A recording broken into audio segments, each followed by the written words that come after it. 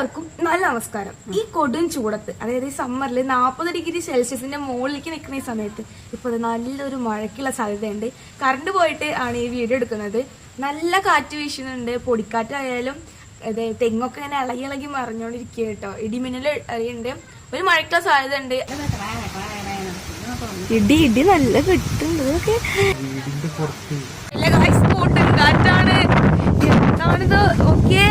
ഓ എന്റെ അമ്മേ, പൊടി ഗ്രൗണ്ടിൽ നിന്ന് പൊടിയാണ്. ഇത് ക്യാമറയിൽ കാണാൻ പറ്റും. ഫുള്ള് ഇതിനെ പൊടിനെ പാറിക്കൊണ്ടിരിക്കുകയാണ്.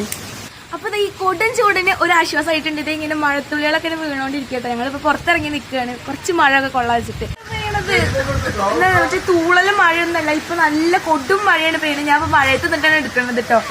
നാളെ പനി പിടിക്കുന്നുള്ളതാണ് ഉറപ്പായിട്ടുള്ള കാര്യം. ചിലപ്പോ ഇവിടെ വെള്ളം നിറഞ്ഞിട്ട് ചെരുപ്പ് വലിച്ചു പോകാനുള്ള സാധ്യതയുണ്ട്.